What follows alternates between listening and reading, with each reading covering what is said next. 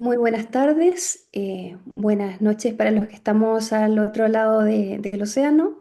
Les damos la cordial bienvenida a esta nueva actividad organizada por el Centro Interdisciplinario en Ética, Política y Economía, CIEPE. El tema que nos convoca hoy es Kierkegaard, un pensador político. Para comenzar entonces vamos a darle paso a Isaac, que va a dar unas palabras de bienvenida en representación de Nicolás y si alcanza a entrar Nicolás antes de que le demos el pase a Fabio, pues bueno, lo recibimos también. Muchas gracias Inés, gracias a todos por estar acá, gracias Fabio por la invitación. Buenas tardes a todas y todos. Quiero abrir esta sesión con una pequeña provocación, que es también la pregunta que hoy nos convoca y que tengo mucho entusiasmo, es de saber la respuesta de Fabio. ¿Puede Kierkegaard ser leído como un pensador político? Se lo pregunté a mi compañero que es hegeliano, ¿no? Y me dio toda una respuesta. A primera vista nada parece más lejano a lo político que su obra, ¿no? El pensador de Copenhague es ante todo el filósofo del individuo, de la interioridad, de aquella categoría suya tan difícil de traducir y tan fácil de malentender, el singular, den enkelte. Pero si algo parece huir de la plaza pública es esa pasión por lo concreto, por el sujeto que se juega a sí mismo en la decisión y en la fe.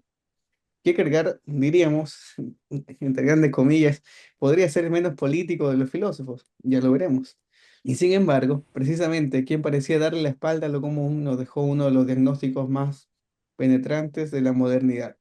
Su crítica a la muchedumbre, su sospecha frente a la prensa y frente a esa abstracción sin rostro, lo que él llama público, y sobre todo su análisis de la nivelación como planeamiento de toda diferencia, resuenan hoy con una vigencia incómoda. Quizás lo político en Kierkegaard no está o no esté donde solemos buscarlo. Quizás se trate de una duda política de la singularidad, una resistencia frente a todo aquello que disuelve al individuo en la masa anónima. Y es exactamente esta tensión la que Fabio, el doctor Fabio Bartoli, vendrá a desplegar ante nosotros con mucho mayor rigor del que yo en estos breves momentos y mi ingenuidad podría ofrecer en esta línea de bienvenida. Le agradezco a todos ustedes en nombre de Siepe y a Fabio que haya aceptado por acompañarnos y muchas gracias por estar aquí con nosotros. Muchas No, gracias, Isaac. Siguiendo un poco la línea de tu pregunta, que nos permite comenzar a reflexionar sobre este gran pensador, quisiera traer a Leonardo Castellani, un gran filósofo y teólogo argentino, profundamente estudioso de la obra de Kierkegaard, que decía que Santa Teresa le hablaba a la gente de su tiempo en el siglo XVI y que Santo Tomás de Aquino le hablaba a la gente de su tiempo en el siglo XIII y de ahí hacia el resto de la historia de la humanidad. Pero que Kierkegaard en este caso lo que había hecho era algo bastante distinto y disruptivo, que no era hablarle directamente a la gente de su tiempo, sino que había sido un adelantado y que su mensaje más bien resonaba de forma mucho más potente para la gente del siglo XX y del siglo XXI. Entonces, viendo un poco frente a todos estos desafíos que estamos enfrentando, particularmente en términos sociales, pero bien en relación a lo que nos convocó hoy día, que es el aspecto político, pues nos resulta realmente relevante cuál va a ser la propuesta del doctor Fabio Bartoli con respecto a esta ponencia que está titulada precisamente como Kierkegaard, un pensador político. Así es que agradecemos al doctor Bartoli por su disposición para estar con nosotros hoy día. Él es filósofo de la Universidad de Pisa, Italia, es investigador postdoctoral sobre Kierkegaard y el primer romanticismo alemán en la Universidad Iberoamericana de México. Sus líneas de investigación se mueven en torno a la estética, la filosofía de la literatura, las obras de autores como Kafka, Bloomberg, Goethe, entre otros. Además, estudia la filosofía de la técnica y la filosofía alemana. Le cedemos entonces la palabra al doctor Bartoli. Contará con 60 minutos aproximadamente para su exposición. Bienvenido, Fabio. bueno, en primer lugar, muchas gracias Inés por la presentación, gracias a Isaac y a todo el CIEP por la invitación, es un placer estar aquí en la primera que espero sea de muchas colaboraciones, gracias. Sí, el tema de mi charla es justamente Kierkegaard como pensador político habiéndolo pensado un poquito más, Kierkegaard también como pensador político, se podría decir. Y como Inés decía de mi hoja de vida, yo me he ocupado más de temas de estética, literatura en Kierkegaard, pero yo pensé proponerles esta ponencia para que encajase mejor en los intereses del centro, ¿no? Para que se pudiera ver otra faceta del Kierkegaard un poquito menos, más desconocida, digamos, no está entre las más estudiadas, que pero de alguna forma Kierkegaard puede aportarle algo a la filosofía política, ahora vamos a ver cómo, y para que hubiese un terreno común de diálogo entre nosotros. De hecho, Kierkegaard normalmente no es un pensador que sea fácil encajarlo de una entre los pensadores políticos, ¿no? Normalmente no es el primer nombre que sale a la cabeza, viene a la cabeza cuando se habla de estos temas, de estas áreas de estudio. Entonces yo arrancaría la charla tratando de precisar, de aclarar de una en qué sentido se puede hablar de Kierkegaard como pensador político. Porque si nosotros lo ubicáramos como Platón, o sea, a lo largo de su obra él hizo una teoría política o se ocupó directamente de estos temas, es difícil reconstruir esto. O sea, Kierkegaard no la tiene una república como la tiene Platón o una política como la tiene Aristóteles, no es tan claro. Pero sí hay cosas, se puede ir reconstruyendo algo de eso, tomando algunas posturas de su trayectoria. Por ejemplo, este año nosotros en Ecuador, con la colección filosófica, publicamos un libro, lo dicté yo sobre Kierkegaard, y hay varios artículos, hay varios capítulos que hablan de esta faceta. Por ejemplo, tenemos el capítulo del profesor Guerrero, Luis Guerrero, la crítica social de Kierkegaard a la luz del método socrático. O por ejemplo, tenemos otro que es inclusive Kierkegaard de la filosofía política del profesor Evangelista Ávila. Kierkegaard de la filosofía política, notas para un diálogo futuro. O sea, hay cositas, si quieren, este libro está en línea, se puede descargar. Luego les puedo pasar el enlace. Y allá hay cosas. Yo, ¿cómo quiero enfocarlo esto? Que es cierto que Kierkegaard normalmente, gran pensador de la existencia, del individuo, ¿no? Padre del existencialismo, de la angustia, todas estas cosas que ustedes saben muy bien. Pero en realidad, Kierkegaard, toda su reflexión no arranca desde el individuo, no arranca desde la angustia, arranca desde una situación peculiar, o sea, la situación que había en la Copenhague de su época. O sea, entonces Kierkegaard, y como veremos, mi charla terminará ya, es un pensador que tiene mucho que ver con Sócrates. ¿En qué sentido? O sea, no se puede separar el pensador de la ciudad. O sea, entonces, cuando hablamos de Kierkegaard, y veremos por qué, cuando hablamos de Kierkegaard como pensador político, seguramente un terreno sólido para poder justificar esta afirmación es Kierkegaard es un pensador de la ciudad, o sea, un pensador de la polis. En este sentido, seguramente es un pensador político. ¿Por qué? Porque Kierkegaard no, cuando arranca toda su inquietud, la arranca desde una polis en particular, que es la Copenhague de su época. Luego, más bien somos nosotros, él en un primer momento, pero nosotros luego queremos ampliar, generalizar, universalizar sus reflexiones, claro. Pero él no inicia diciendo todo el mundo es cristiano, no, no, dice mis conciudadanos son ellos, yo con ellos me ubico. O sea, en este sentido seguramente. Ok, entonces, esta era la premisa para que se entienda en qué sentido yo quiero hablar de un Kierkegaard político. ¿Qué quiero hacer entonces? Considerando que no se puede separar Kierkegaard de su ciudad, de su contexto, yo quisiera en la charla estructurarla en tres partes. La primera, una breve contextualización del periodo histórico y cultural de la Copenhague en que habla Kierkegaard, en que vive y piensa Kierkegaard. Luego, un bosqueo nada más de su pensamiento en este contexto. Y luego, considerando el tiempo, considerando, o sea, que es poco tiempo y que en este caso la idea de esta charla es que sea más bien algo divulgativo, de difusión, ¿no? no presentar un tema demasiado especializado, quiero profundizar en una faceta de esta postura política de Kierkegaard, o sea, en la relación, en el papel que Sócrates tiene para Kierkegaard. Como he dicho, se puede entender el ejercicio kierkegaardiano en su polis de cara complementario en línea en la misma pauta de la que traza aquí el Sócrates de Platón. El Sócrates de Platón. A pesar de que Kierkegaard diga que en realidad no es el mejor Sócrates, pero eso lo vamos a hablar en la última parte.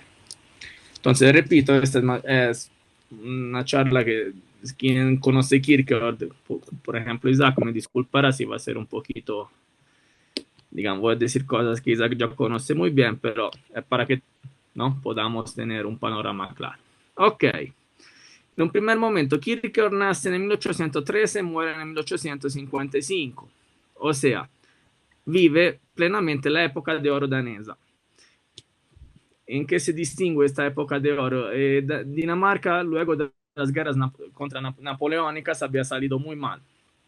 Un bombardeo tenaz, había perdido territorios, una crisis económica muy, muy dura. Pero paulatinamente logra recuperarse de esta situación desastrosa y además por medio de unas reformas sociales en Dinamarca se da inicio a un periodo de florecimiento. Hay bastante bienestar, inicia a tener un periodo de bienestar, de recuperación económica. Y por lo que nos interesa es un periodo en donde, por ejemplo, florecen mucho, proliferan las artes. El gran autor danés de la época, literato Hans Christian Andersen, con quien Kierkegaard tuvo una pequeña querella, terminada rara, pero se pelearon, de hecho, pero digamos, él es el gran autor. Y en esta época entonces tenemos muchos pintores, hay todo un tema ya con la pintura, un tipo de pintura realista que rescata el tipo de luz del norte en unas pinturas muy lindas. Imagínense, hay un texto de Rocca en donde uno de estos pintores famoso y Ettore Rocca en un texto suyo logra demostrar cómo este pintor leía a Kierkegaard, que al revés casi lo desconocía, y de alguna forma traslada algunas de las reflexiones kierkegaardianas, uno de los dos conceptos los recibe y los pasa en pintura, con anotaciones de diario, logra hacer esto. Y por lo que me interesa, o sea, hay este florecimiento de las artes, se producen muchas cosas artísticas de calidad, y es un periodo en donde, por un lado, Dinamarca empieza a tomar un papel artístico, ya no es solamente la periferia cultural de Alemania, como había ido veniendo, sino logra tomar una voz propia. Pero al mismo tiempo estamos en un periodo en donde Dinamarca tiene una fuertísima influencia, sigue teniendo una fuertísima influencia de la cultura alemana, y si se fijan con las fechas, 1355 es la época de Hegel. O sea, estamos en un momento en donde la filosofía es la filosofía hegeliana, ojalá se hace en alemán, y Hegel es el referente, digamos, el punto de el filósofo más importante. Kierkegaard tendrá que lidiar con esto. Tendrá que lidiar toda su trayectoria, todo su recorrido. Kierkegaard lidiará con el Hegel, el hegelianismo. Dirá, vaya, aquí como referente crítico.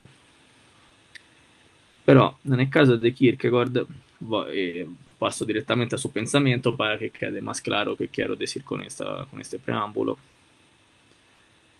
El Kierkegaard hay que entenderlo en un primer momento como un pensador religioso. O sea, esto no se puede nunca olvidar cuando nos acercamos a este filósofo. Su tarea, su objetivo es claro y es un panorama religioso. Y él, ya finalizando su vida, escribe Mi punto de vista, que básicamente es una autobiografía intelectual donde recorre su trayectoria y lo dice, yo siempre, soy y he sido siempre un escritor religioso. Mi tarea fundamental, mi tarea ha sido introducir el cristianismo y la cristiandad.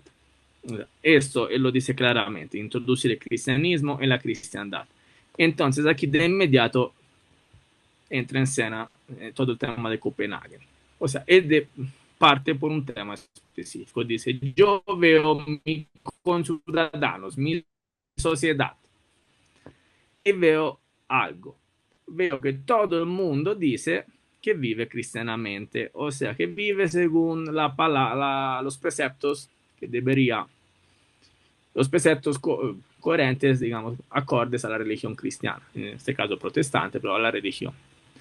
Sin embargo, dice, a mí me parece que el estilo de vida que mis conciudadanos tienen y que defienden, en realidad no es para nada cristiano, sino que se está alejando ese estilo de vida de mensaje cristiano, entonces, pero ellos no lo saben.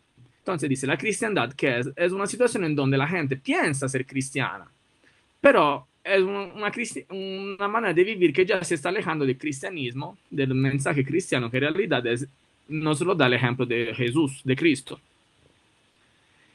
Y Kierkegaard dice, no es que mis conciudadanos sean malas personas, no es este el punto. Dice, mis conciudadanos viven de esta forma y actúan así porque las instituciones mismas les dicen, mira que tienes que comportarte de esta forma, así está bien. Ellos lo que hacen es solamente seguir críticamente estas pautas que las instituciones religiosas mismas le dan. Entonces dice Kierkegaard, esto no me preocupa esta situación de mi sociedad y yo quiero, digamos, restablecer la perspectiva. ¿Y cómo puedo hacer esto? Dice, aquí Kierkegaard hace un ejercicio comunicativo que es muy interesante, porque él dice, claro, si yo ahora voy y empiezo a decirle a todo el mundo, mira que tú estás viviendo mal, en realidad todo tu estilo de vida está al revés.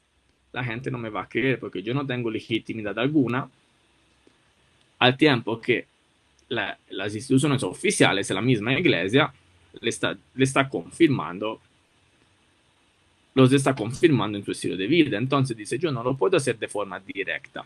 Yo tengo que inventarme una manera alternativa para poder comunicar mi mensaje a mis interlocutores. ¿Y qué hace? Él dice, plantea la famosa estrategia comunicativa, que es un término, un concepto, término, digamos así, que en los estudios kierkegaardianos es bastante famoso, pero lo voy a explicar brevemente. Dice, yo tengo que convencer a las personas de que no viven de forma correcta. Yo no puedo hacerlo directamente, entonces, ¿qué haré? Empiezo a escribir libros, obras que hablen de estos estilos de vida, de estos estilos de vida, pero no lo puedo hacer de forma de estos estilos de vida para que las obras mismas demuestren cómo estos estilos de vida no conllevan a un estilo de vida pleno, a una vida plena, sino que básicamente terminan en la desesperación. Claro está, paréntesis, él dice, ¿cuáles son esos estilos de vida? Kierkegaard aquí tiene su famosa teoría de los tres estilos de vida, que son básicamente, él dice, nosotros podemos vivir grosso modo en tres maneras. Acudiendo a un estilo de vida estético, acudiendo a un estilo de vida ético o acudiendo a un estilo de vida religioso. ¿Cuál es el estilo de vida estético? Dice él, es un estilo de vida que se funda, cuyo ímpetu lo da el deseo. Kierkegaard trabaja mucho por figuras literarias, por muchos temas, por muchas razones. Por ejemplo, él dice, ¿cuál es la figura que mejor representa el estilo de vida estético? Don Giovanni de Mozart o eventualmente Johannes el Seductor, que es un personaje que se inventa él mismo. Y paréntesis, dentro de paréntesis, normalmente el diario El Seductor, que es donde se cuentan unas vicisitudes de ese personaje, es un texto que se vende, es el más conocido de Kierkegaard, pero sería la parte de un libro más grande, que es o lo uno o lo otro, en danés entenderle. Luego tenemos el estilo de vida ético. El estilo de vida ético es un estilo de vida fundado en el deber. Aquí en este caso, ¿cuál es el personaje que Kierkegaard usa para representar, para desarrollar la descripción de este estilo de vida? Es el West Willem. El West Willem,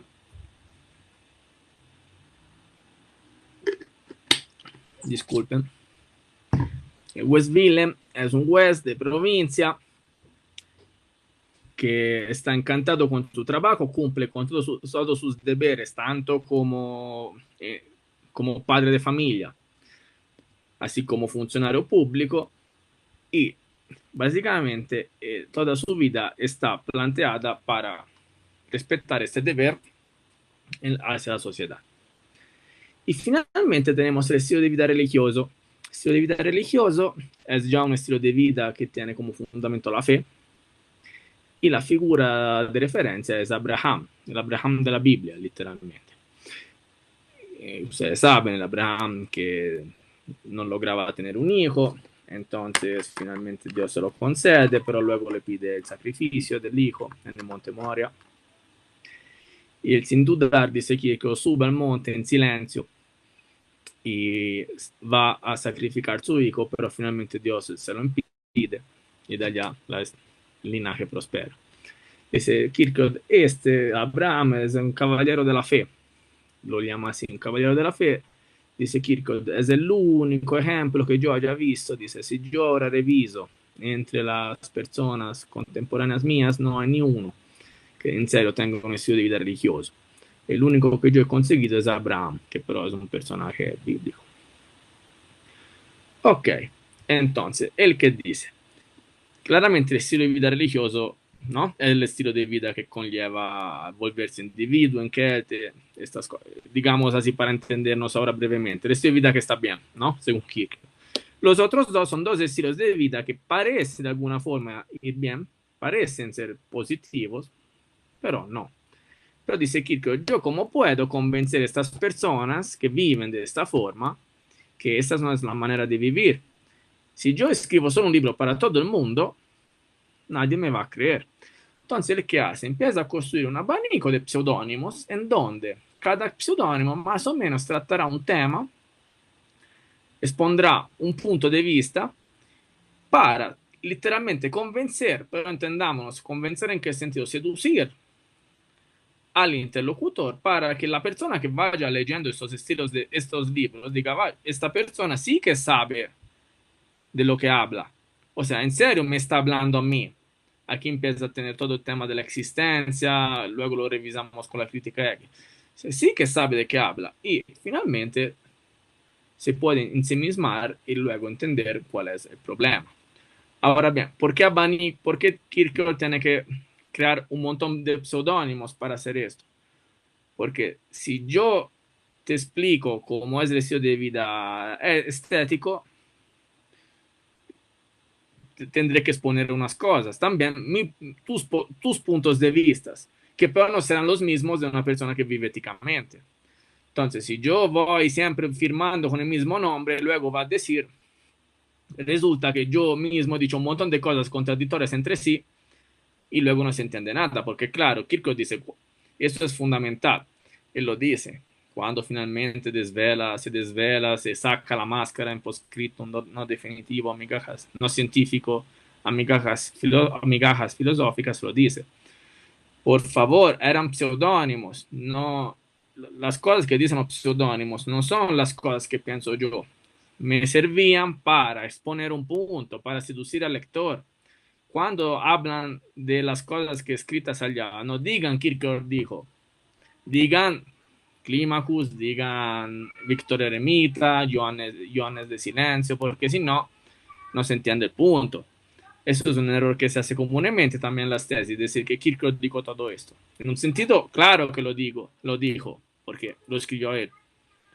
En el otro sentido, no se puede decir que este era todo el pensamiento de Kierkegaard, porque dice él, los escritos bajo pseudónimo, que él dice, los escritos de la mano izquierda, los ofrecí al mundo con la mano izquierda, son escritos que me servían para convencer a mis interlocutores, a mis lectores, pero no son el mensaje verdaderamente importante. son los otros. ¿Y cuáles son esos otros escritos? Son los escritos que dice, yo ofrezco al mundo con la mano derecha. O sea, contemporáneamente a cuando él iba sacando, publicando estos libros, él empieza también a escribir todo, a publicar todos unos textos, estos sí de naturaleza religiosa, básicamente sermones, discursos edificantes, en donde empieza a proponer, empieza a plantear el mensaje que él cree sea verdaderamente cristiano, para que la gente, mientras tanto que va fijándose, no quiero decir en lo equivocado, pero en lo equivocado que está su estilo de vida, tenga al mismo tiempo ya los elementos para poder dar este salto de la fe y sí reenfocar su vida. En este caso, Kierkegaard es un pensador existencialista, no, esta es una tontería, un pensador que se fija en la existencia, claro, porque él, en abierta crítica con Hegel, lo dice, claro, ¿por qué Hegel se equivoca? Porque porque Hegel, también entendido como el periodo de los ilustrados o el planteamiento ilustrado, se equivocan, porque ellos lo reducen todo al concepto, pero la existencia no cabe en el concepto. Luego esto lo desarrollo. Entonces, Kierkegaard hace esto, contemporáneamente crea esta estrategia comunicativa para que pueda empezar a convencer, a seducir sus lectores, que repito, no hay ni uno que ya viva religiosamente, tiene que hacer el trabajo desde cero. Y luego, al mismo tiempo, entonces, brindarles estas herramientas. Imagínense, Kierkegaard esto se lo tomaba tan en serio que claro, Copenhague es una ciudad pequeña. Claro, los pseudónimos, sí, pero más o menos las personas ubicaban quién era el autor.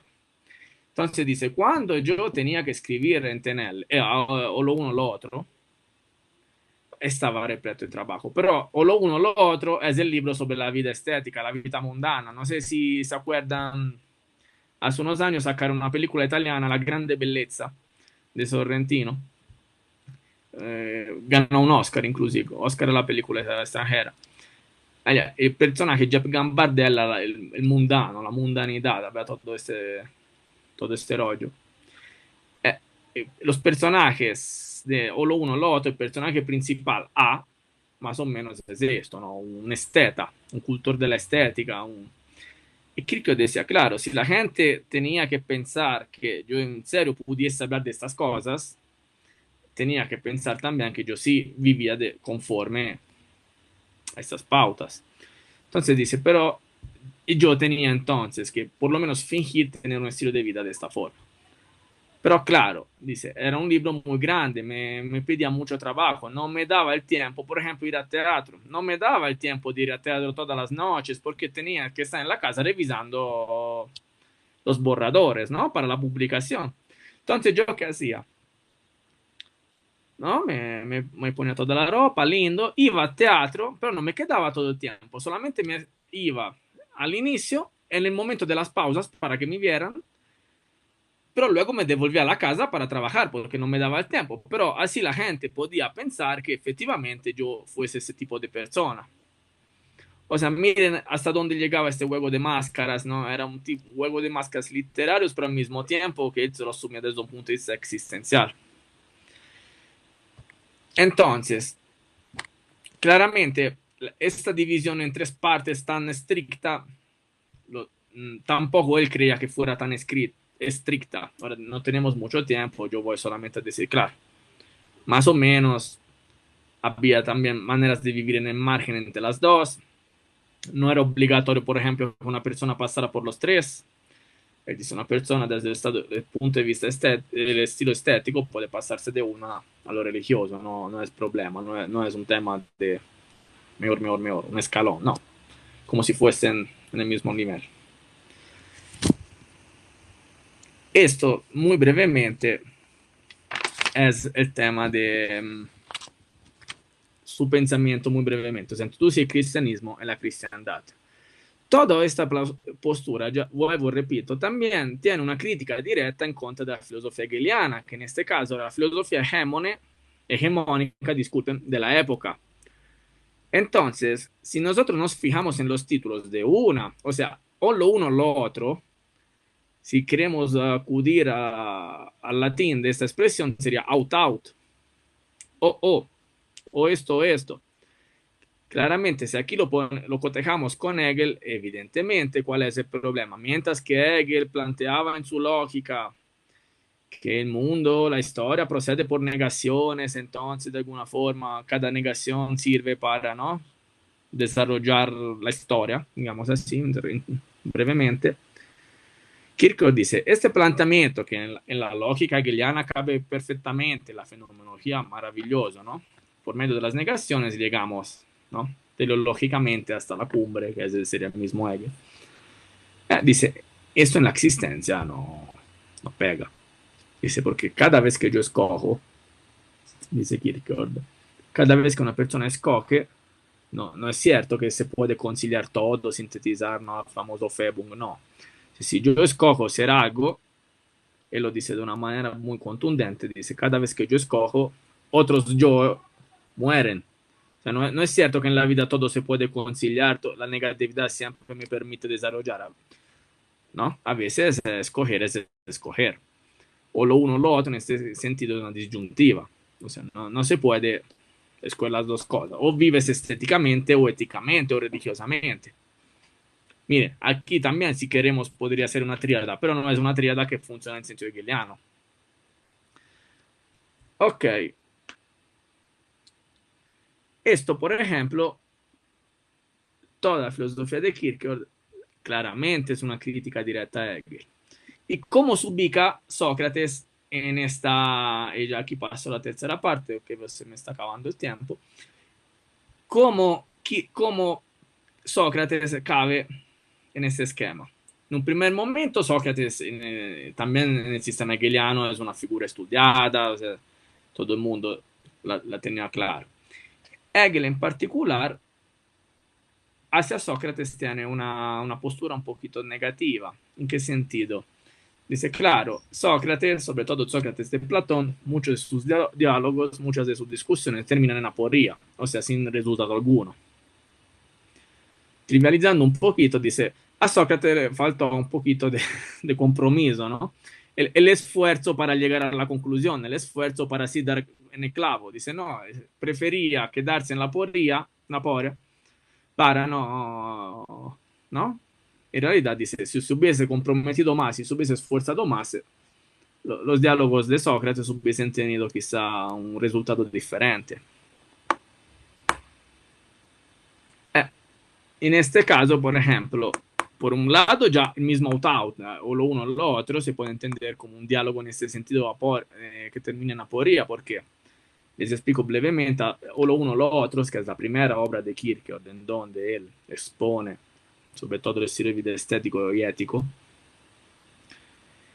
está planteado como un diálogo entre los dos, el esteta y que ni siquiera el nombre sabemos, A, solamente se queda A, y el West Willem, que dice el editor Víctor Eremita, el editor, no Kierkegaard, el editor Víctor Eremita, lo llama B para que esté en par con A. Está mal que uno tenga nombre y el otro no, entonces A y B. Entonces, si son dos que se tratan de convencerse recíprocamente de la bondad de sus estilos de vida, pero no sabemos cómo termina esto. Esto también se puede entender como un diálogo terminado en aporía, porque no es que finalmente A diga si efectivamente me has convencido, o B diga si efectivamente tú has convencido. No, eso no se sabe cómo termina. Son personajes que luego vuelven a aparecer en otros textos, pero nunca tenemos claro cómo termina la cosa. Pero Sócrates, en realidad, Kierkegaard lo trata mucho más en otro texto, que inclusive no tiene nada que, aún no está en la estrategia comunicativa, sí, porque es su tesis de magíster, que justamente se llama El concepto de ironía en constante referencia a Sócrates. Allá es un texto súper peculiar, es un texto que ya la crítica lo tiene clarísimo, es un texto fundamental para entender Kierkegaard. Allá ya están el núcleo de muchos de sus pensamientos, inclusive es este, si mal no estoy, en este libro de Jan Stewart, uno de los grandes estudiosos contemporáneos de Kierkegaard. Soren Kierkegaard, Subjetividad, Ironía y la crisis de la modernidad. Esa es una traducción que hicieron en México de un libro que estaba de un curso que se hizo en inglés, que luego no se volvió el libro. Jan Stewart dice, efectivamente allá hay muchísimo. Él recorre todo el libro evidenciando, subrayando ya los puntos de la filosofía kierkegaardiana que ya se encuentran. A mí que me interesa rescatar de esto, allá cómo Kierkegaard aborda la figura de Sócrates. Lo hace por medio de un concepto claro, la ironía. Uno sigue Hegel, o sea, la estructura, Kierkegaard más o menos saca muchas de las conclusiones, pero también la estructura de las lecciones sobre la historia de la filosofía de Hegel y la estética. Pero el que dice, miren, Sócrates tenía una gran herramienta, la ironía, la famosa ironía socrática. Kierkegaard dice, esto es un tema que ahora está muy de moda, bastante de moda, porque ¿quién es que ahora sacó la ironía de nuevo como herramienta de la filosofía? Los románticos, la flora romántica, sobre todo los primeros románticos alemanes. Sí, pero ¿será la misma cosa? Entonces, en un primer momento, Kierkegaard arranca el discurso diciendo, ¿cuál es el Sócrates que nosotros debemos leer? Sócrates de Platón, de Jenofonte, de Aristófanes. Dice, por muchas razones, Aristófanes. Pero, llegando ya directamente al punto, ¿por qué? ¿Cuál es la diferencia entre la ironía socrática y la ironía de los románticos? Dice, claro, las dos son pura negatividad, pero la ironía socrática tenía algo que los románticos no tienen. En particular, ¿qué dicen? Sócrates trataba de, por medio de su aproximación irónica, trataba de desmontar, destrozar, si queremos, aniquilar todas las verdades del interlocutor, pero mayéuticamente, el famoso tema de la mayéutica, la parte era, ¿por qué? Para ayudarlos ellos mismos a formular su tipo de verdad, que ustedes saben, Sócrates es el Sócrates de Platón, que allá cuál es la gnoseología. La verdad yo no la sé, tengo que recordarla, ¿no? Es un tema ya que va completo. Y dice, Sócrates te ayudaba por medio de sus preguntas a tú mismo parir la verdad, básicamente desmontando de tus convicciones, te ayudaba a hacer esto. O sea, claro que era una negatividad pura porque te destrozaba cualquier certidumbre tú tenías, pero al mismo tiempo con un fin claro. En el caso de Kierkegaard, disculpen, de los románticos, no. Dice, los románticos lo que hacen básicamente se podría entender como un nihilismo puro, pero nel sentido del nihilismo pasivo alaváttimo. O sea, básicamente un destrozar por destrozar sin ningún objetivo subyacente. Pido disculpas. Feliz noche. Gracias por escucharnos, Carolina. Ok, entonces dicen los románticos, Kierkegaard leyendo a los románticos, dice, no, en realidad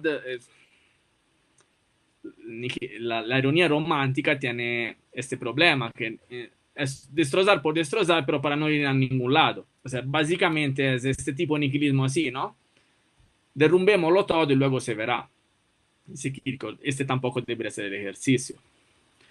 Ahora bien, este libro ha abierto, y esta lectura que Kierkegaard hace, tal como la desarrolla, ha abierto todo un debate sobre qué tanto Kierkegaard era hegeliano, qué tanto se había leído en serio los románticos. Yo que les digo, yo he tratado de defender en mi último libro que en realidad la relación entre Kierkegaard y los románticos va más allá de este libro, porque también había muchas anotaciones en sus diarios personales en donde él dialoga con los románticos, con los textos románticos y se ve como en realidad su relación con los románticos no es solamente la relación mediada por Hegel, porque más o menos la crítica que Kierkegaard hace a los románticos en su tesis está en la falsa riga, se dice en italiano, de la crítica hegeliana, o sea, no cambia casi nada. No, en realidad yo pensaría que si uno toma otra fuente, que son los diarios, emerge una relación más compleja con este movimiento cultural. Pero a mí que me interesa rescatar aquí, más allá de la relación con los románticos, ¿qué es la, qué es la cosa? Disculpen, de vez en cuando aparece un huésped.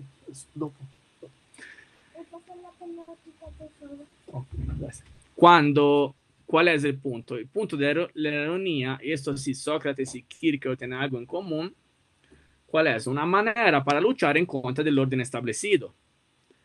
De hecho, Kierkegaard toda su vida tuvo el ejemplo de Sócrates. Claro, él dice, yo más o menos soy un Sócrates de Copenhague.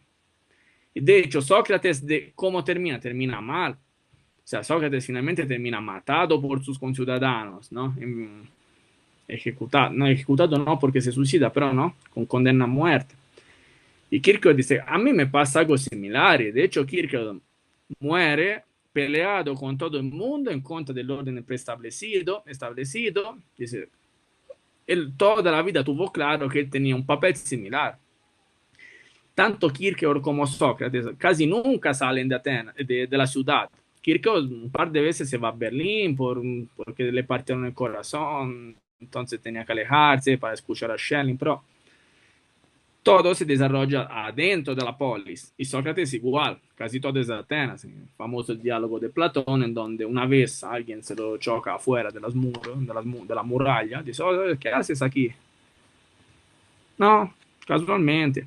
Sabes, yo no platico mucho fuera de la ciudad porque los árboles no tienen nada que enseñarme, dice Sócrates, ¿no? O sea, son filósofos que claramente están ubicados en una ciudad, en una polis, y allá trabajan. Entonces, la ironía, por lo menos, se puede, esta herramienta dialéctica, ¿no? Para luchar en contra de este orden establecido. Ahora bien, yo, por ejemplo, hay un libro que salió en España hace unos años, Goñi, que se llama El filósofo impertinente, Kierkegaard contra el orden establecido. Yo aquí les quería traer a colación, ya para terminar, unos ejemplos de conclusiones a que este estudioso español llega pensando un poquito en la relación Sócrates-Kierkegaard. Ya para terminar, por ejemplo, una de las cosas que ellos dicen es que las similitudes con Sócrates sobre la enseñanza por medio de la actitud irónica terminan con el planteamiento del libro Las migajas filosóficas. O sea, allá tenemos la diferencia gnoseológica que ya les he mencionado. Entonces, Goñi en este libro, sin que ahora las vayamos a revisar, dice, miren que este filósofo, Kierkegaard, se puede entender como un filósofo que va en contra del orden establecido, o sea, un pensador político, y allá hace unas reflexiones que, por ejemplo, también como el papel de seductores que los dos tienen, ¿no? Miren, eso es interesante. Toda la estrategia comunicativa de Kierkegaard se puede entender como una seducción hacia el lector. Y si se acuerdan el banquete de Platón, o sea, ya tenemos todo un tema en donde Sócrates se ve como el seductor, y no solamente el seductor de los jóvenes, entendido como pederasta, pero también como el seductor en el sentido de que es una filosofía que seduce, que acerca a los jóvenes para en serio hacerles hacer algo serio. Y de hecho, cuando finalmente entra el borracho, este último dice, no, yo finalmente fui seducido por Sócrates, pero no en un sentido sexual. Yo una vez dormí con él, me desperté tan puro como si hubiese dormido con mi hermano. No, fui seducido por eso, pero yo no tuve la fuerza. Entonces me tocó abandonar la compañía socrática porque no era digno, básicamente, ¿no? Alcibiades. Entonces, o sea, aquí hay muchos puntos en común. Yo solamente aquí quise proponer una prebocas y terminaré así y les agradezco la atención. Muchas gracias, estimado Fabio, por tu espectacular ponencia. Dejaste sin duda muchos temas ahí abiertos y yo me imagino que nuestros asistentes tienen preguntas o comentarios que hacer, así que dejamos abierto el espacio para que planteen sus inquietudes o comentarios sobre la exposición.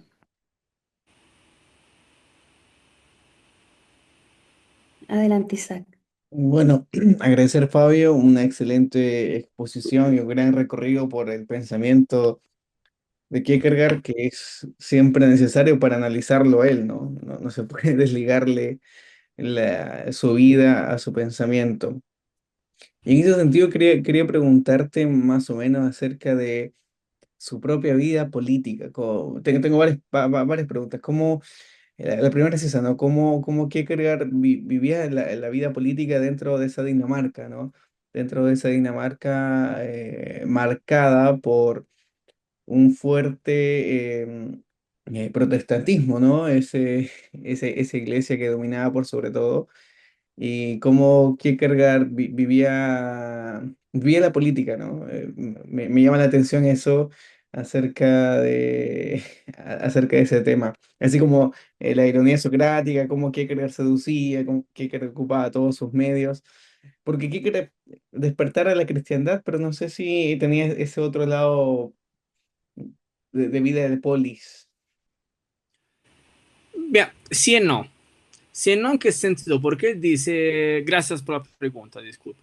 Él dice, lo que le interesa de la política es, él dice, al fin y al cabo somos individuos. Por ejemplo, no estaba tan de acuerdo, ustedes saben, ¿no? Ya pasó la Revolución Francesa, se estaba empezando a hablar de democracia, ¿no? Inclusive él alcanza a ver las revueltas del 48. Y él no estaba tan de acuerdo con todo esto porque dice, miren, aquí tenemos un problema, el gran problema no es tanto cuánta gente vote, cuánta gente decida, no es un tema de cantidad, es un tema de calidad. Hasta que nosotros no lleguemos a pensar, a desarrollar los individuos, o sea, que voten 100, 500.000 personas o cuatro, si la calidad no sube, no va a mejorar la cosa. O sea, él inclusive por medio del tema mismo de la política, ¿no? No, en este debate entra, él no le tenía tanta confianza al tema de la democracia, pero no en cuanto fuese, ¿no? Un proto dictador, no, lo aborda desde otro tema. Y miren que, pero por ejemplo, el rey lo invita 2 veces a Palacio para charlar porque no se había vuelto famoso y Kierkegaard nunca va. Dice, siempre encontraba una excusa. Me parece un par de veces, lo invita un par de veces, él declina la invitación. Pero a mí esto de la política me gustaría pensarlo también desde otro punto de vista, o sea, histórico, ¿no? Más o menos cuando él escribe los textos de los que les hablé, o sea, o lo uno o lo otro es del 43. Los últimos son del 48, los últimos textos 5, 8, 6, ¿no? Ya estamos allá. O sea, más o menos son los mismos años en que Marx y Engels escriben el manifiesto. O sea, esto no lo he profundizado lo suficiente porque el tiempo era poco, pero uno de los grandes temas de Kierkegaard, inclusive a la hora de abordar el tema de la individualidad, de salirse de la masa, es el tema de la libertad. O sea, la angustia, la gran intuición kierkegaardiana, antropológica, reevaluar la angustia como algo positivo y no negativo, porque es el vértigo frente a la posibilidad que me da el futuro, estas cosas. El problema que subyace es la libertad. O sea, claramente están pensando el mismo problema, Marx y Kierkegaard, es que desde perspectivas completamente diferentes. O sea, Marx lo aborda más bien desde lo general hacia lo individual, si queremos, ¿no? Fijándose antes en la sociedad. Kierkegaard dice, no, arranca por el individuo y verás que la sociedad luego se resuelve por sí solita. Si todos los individuos llegan a volverse individuos, ¿no? Los sujetos llegan a volverse individuos en el sentido de enquete, de sujetos, individuo, ya como concepto filosófico. Y luego otra faceta de su vida política, algo que decías tú sobre la prensa, ¿no? Kierkegaard, por ejemplo, participa los últimos años de su vida, ¿En qué sentido participa la vida política? O sea, se mete mucho en contra del orden establecido, se mete contra la iglesia de su época, que en este caso iglesia y política estaban conectadas fuertísimamente, ¿no? Entonces se están metiendo contra las dos. Y allá empieza un debate que termina mal, Kirchhoff termina muerto en este debate, o sea, literalmente muere también por el estrés que le da, diciamo, luchar en contra de todo esto. Repito, a su funeral, cuando llega, ha peleado contra su familia, contra toda su sociedad, muere como un paria, literalmente. Entonces, él participa también en este sentido a la vida política, pero ¿cómo? Como el caballero contra todo el mundo, literalmente, no tanto, o sea, por medio de las vías democráticas, políticas, como se esperaría, sino por medio de algo que él tan criticaba, la prensa, ¿no?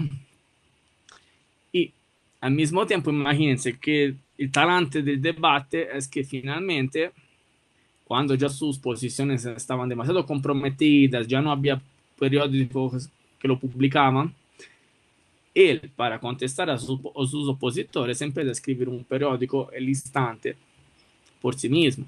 O sea, normalmente en un periódico escriben unas 10, 15, 20 personas, él solito sacaba esos números y alcanzó los 10.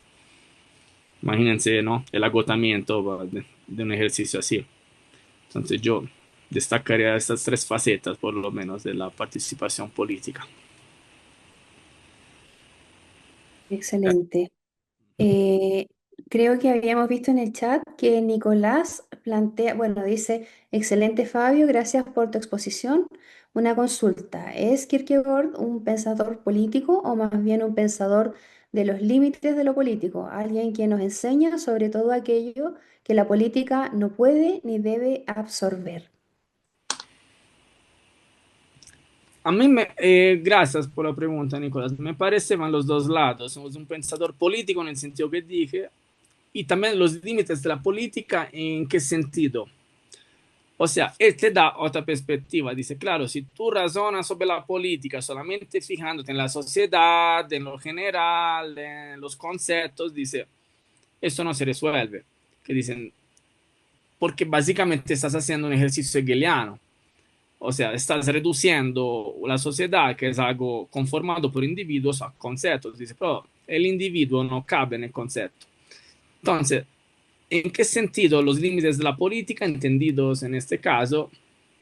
Porque si tú quieres hacer política, gobernar una polis, solamente fijando, tomando esta otra perspectiva, digamos así hegeliana, para entendernos, dice, ya, nunca lo vas a resolver.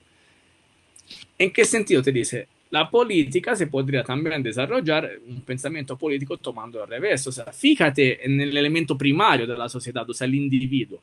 Y luego, desde esta nueva perspectiva, que no ha sido, él dice que básicamente no ha sido considerada nunca, vas construyendo una teoría política, un sistema político que pero tampoco lo tienes que construir per se.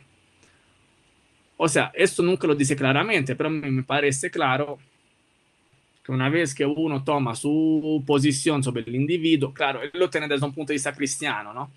Con todo lo que conlleva tener esta postura en específico. Pero una vez que tú te fijas en esto, luego lo político viene automáticamente. Pero claro, si es, disculpen, no es la misma pregunta, ok. Viene automática, no, lo dejo así para no, si no me extendo demasiado. Bueno, perfecto. Vamos a leer entonces el otro comentario. Dice, en ese mismo sentido, tal vez sea un pensador de lo político, mas no un pensador político contingente, en un sentido hegeliano o marxista. Bien. A Y veces el ok. siguiente comentario, claro, dice Fabio, muchas gracias por tu ponencia. Podría entenderse a Kierkegaard como un pensador político liberal, entendido el liberalismo como una ética del pensamiento enfocada en la responsabilidad individual y el escepticismo hacia el poder y las instituciones. Sí, ¿en qué sentido? O sea, o sea, ¿cuál es su problema? Dice, si nosotros, porque él vivía en una monarquía, ¿no? Una monarquía. O sea, estamos en este contexto político. Y dice, si las instituciones, ¿cuándo tengo que ser escéptico? Cuando las instituciones me fallan a la hora de darme uno, ya ellas mismas no siguen el ejemplo de Cristo, ¿no? Entonces ya no son religiosas como ellas lo entienden, sino que hacen una propia interpretación de la vida religiosa y luego te la quieren vender como la absoluta, ¿no? Dicen, no, es así, sí, porque somos instituciones. ¿Y dónde está la responsabilidad individual? El Wes Willem no es que es mala persona. ¿Dónde falla Wes Willem? ¿Y por qué su estilo de vida ético fundado en el deber está destinado a la desesperación? Cuando el Wes Willem lo que hace es solamente aceptar acríticamente las pautas que las instituciones, que en este caso las instituciones corruptas, no corruptas monetariamente, corruptas idealmente, ¿no? Ya, o sea, que ya no siguen esto, me da y yo sin ni siquiera pensarlas estas cosas, las cumplo. Casualmente el otro día, la semana pasada, estaba tratando de revisar con los estudiantes el tema de la figura de Wes Willem, ¿no?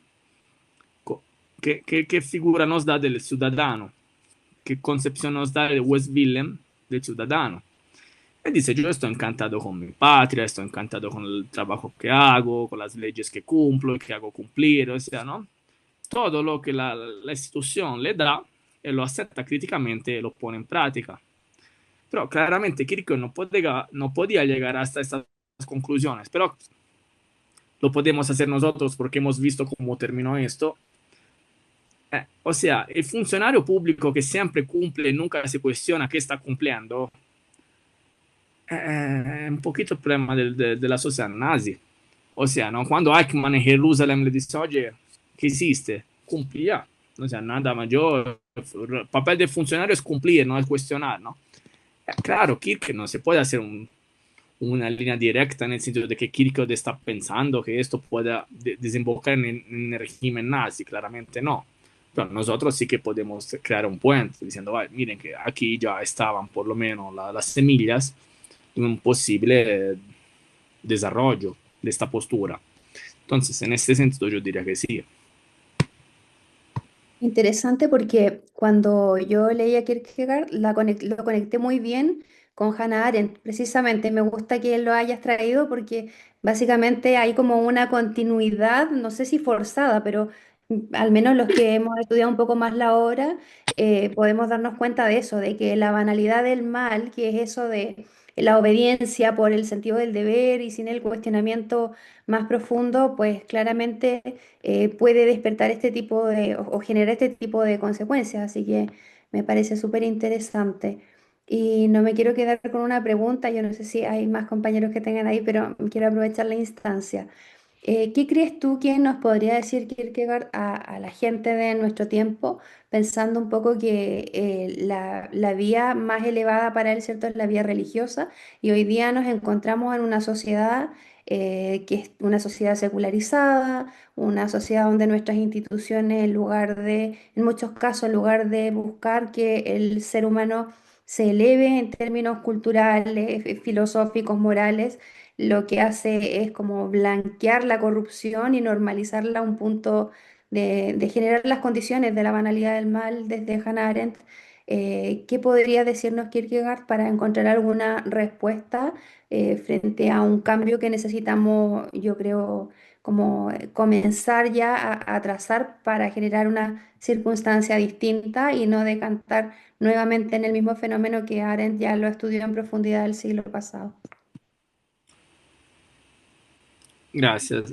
Muchas cosas. Por ejemplo, esa es la gran pregunta, ¿no? ¿Qué nos dice Kirk? ¿Qué tiene que decir Kirk en una sociedad en donde lo religioso está perdiendo bastante influencia? Por ejemplo, por un lado, eso mismo Kirk no le hubiera gustado, pero claro, Kierkegaard inclusive se puede estudiar desde la teología, ¿no? O sea, es un pensador, mismo Isaac, está ¿no? un doctorado en filosofía de la religión, estudia Kierkegaard porque, o sea, es un pensador que ha sido, digamos, incorporado por la teología y él mismo, o sea, su magíster en teología.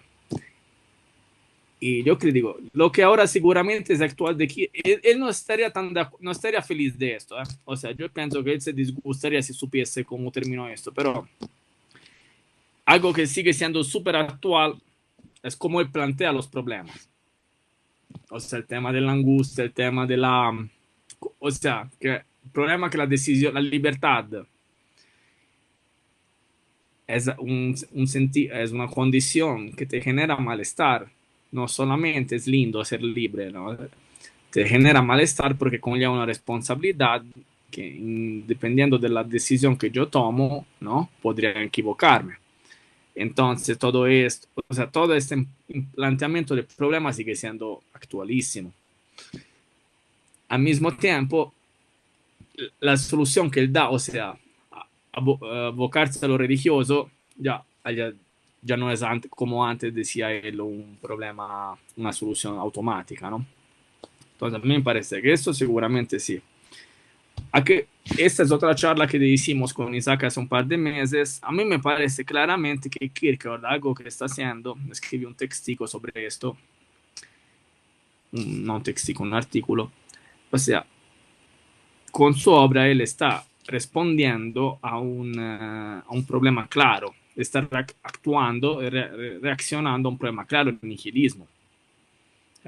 Kierkegaard, a mí me parece que, claro, no, aún Nietzsche no ha existido, Kierkegaard no piensa en nihilismo como lo pensamos nosotros luego de Nietzsche, pero esto ya se veía venir, como la Revolución Francesa, había la Ilustración, o sea, la Revolución Francesa, la Ilustración filosóficamente, la Revolución Francesa históricamente, había no, bajado los dioses, matados reyes, o sea, esto lo ve venir, lo piensa y reacciona de alguna forma a esto, ¿no? Porque claro, si yo tengo un absoluto, mis decisiones, todo lo como yo configuro el mundo tendrá un norte. Cuando se viene el nihilismo, todo eso se derrumba, se pierde básicamente la brújula. Y Kierkegaard dice, ¿qué te dice? Tienes que volver al ejemplo de Cristo. Claro, y aquí volvemos al tema, pero si no soy religiosa, por lo menos entendámoslo como ejemplo de persona decente, ¿no? O sea, si no queremos tomarlo como el hijo de Dios que hacía cosas, pero por lo menos uno puede estar de acuerdo como no, pero me parece que Kierkegaard lo que hace es volver a proponer la religión, pero no ya en plan medieval, o sea, la religión, la fe es un procedimiento racional, o sea, la filosofía, todo esto tiene que empujarme a la fe. Dice, no, eso es un experimento, la ilustración demostró que fracasó. Racionalmente yo no puedo llegar nunca a la fe. Kierkegaard dice, el salto de la fe es un movimiento absurdo. O sea, si yo lo trato de explicar racionalmente, no doy nunca. Entonces, trata de proponer este absurdo por otro lado para decir, no, lo que hizo la Edad Media, lo que está tratando de hacer Hegel, por otro lado, o sea, racionalmente resolver el mundo, hay esferas de la vida que la racionalidad no da. O sea, si yo quiero, ¿no? Volverme religioso, tomemos un tema más terrenal, pensar la muerte, ¿no? La muerte de un ser querido, ¿no? Racionalmente decir, claro, me pongo de aquí a aquí, saco cuentas y racionalmente digo, oh, ahora sí que lo entendí. Nunca voy a lograr ese objetivo. Pero así se puede entender de otra forma. Por lo menos Kierkegaard nos da esta otra perspectiva con este planteamiento hacia la existencia que antes no, efectivamente no era tan claro. Yo diría, esto nos podría decir.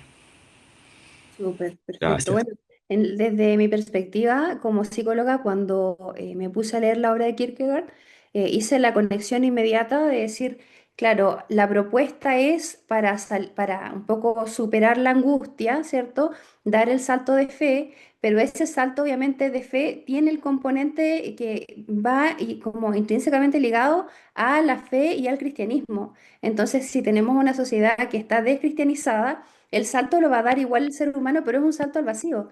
Por eso hay tanta tendencia al suicidio y cada vez va más creciendo, porque en el fondo la respuesta que tenía antes el ser humano, hoy día en nuestra sociedad ya casi que no la tiene. Entonces, un poco yo voy por esa sintonía también de decir, tenemos que cristianizar la cristiandad y no sé si habrá gente que esté a favor o en contra, pero al menos mi perspectiva es que es fundamental como pilar de la sociedad occidental. No, inclusive, ahora permíteme, le hago una addenda a tu lindo comentario. El problema de sobremedicalización, del abuso de drogas, opiáceos.